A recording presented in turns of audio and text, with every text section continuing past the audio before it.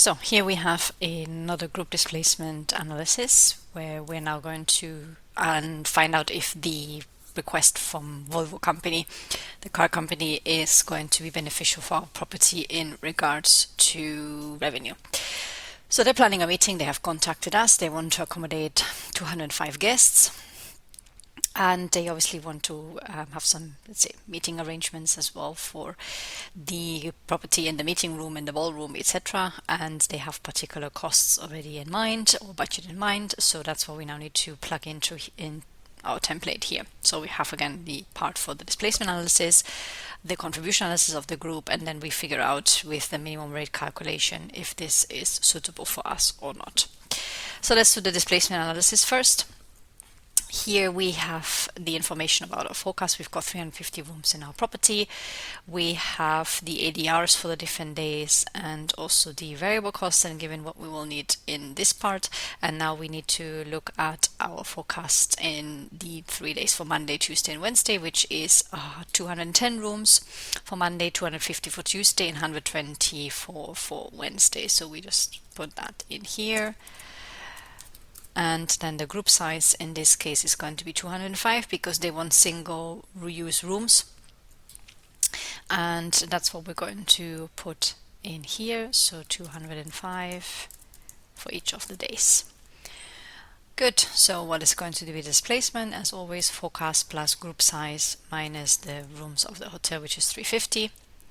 And then we can drag this down here.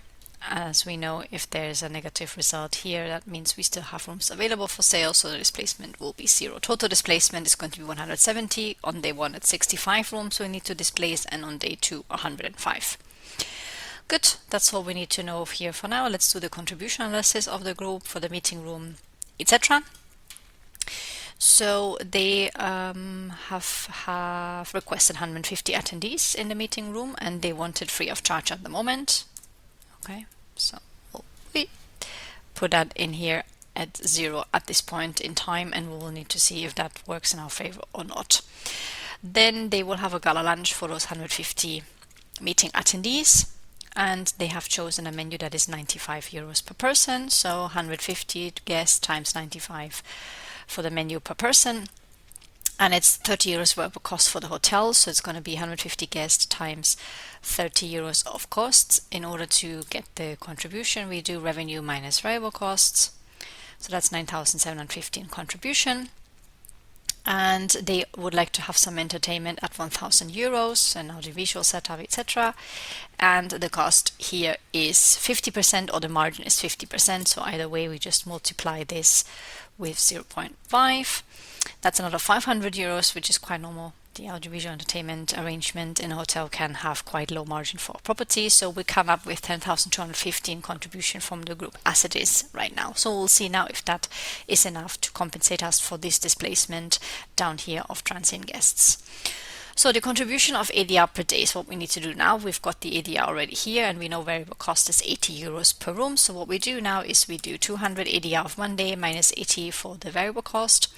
Then we take the 225 ADR for Tuesday minus 80 euro variable cost, and 195 for the last day minus 80 euro variable cost. So these are the ADR contributions, for the 3 respective days.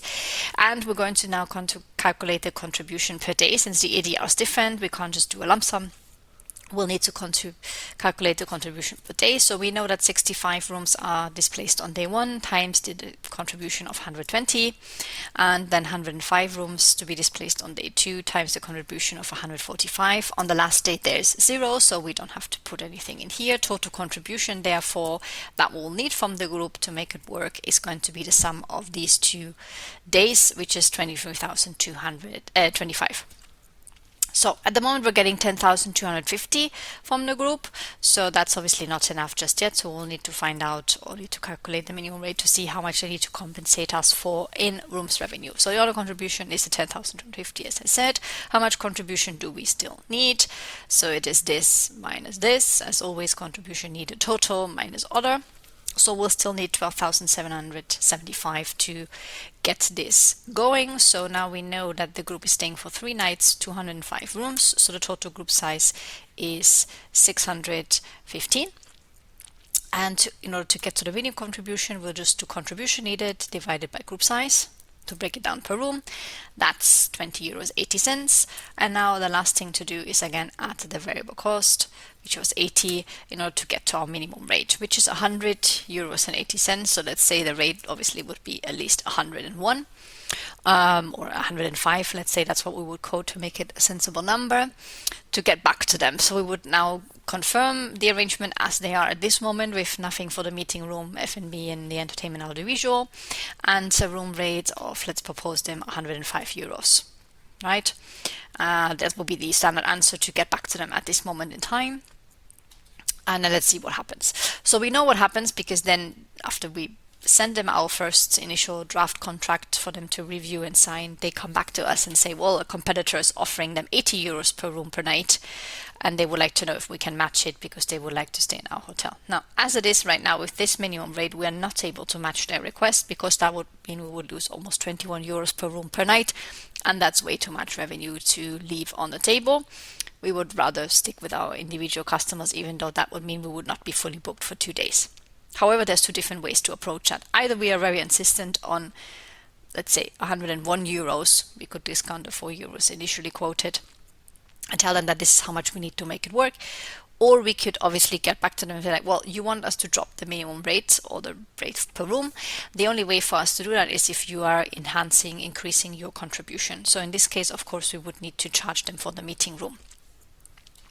And if we would now say the meeting room would now be charged for this day, let's say at 3,500 euros, for example, we already see that the contribution then here increases and the minimum rate drops. Not enough yet.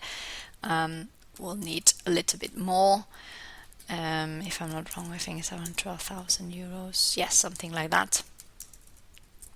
That we need additionally. So now the minimum rate is as low as they need it to be, meaning the minimum rate is less than the quote of them, which is 80 euros, but charging 13,000 in the meeting room obviously is quite excessive. Now, knowing that we need that number to get the figures in, we could maybe try to redistribute it somehow if we are trying to get them to pay also for a coffee break plus the meeting room, etc. So somehow, in order to line up services that will add up to our contribution for 13,000 in order to get it done. If they're not willing to spend that money additional, neither they want to pay 101 euros, then unfortunately it's a no-go for this particular group and we would need to refuse, because from the revenue perspective it doesn't make sense.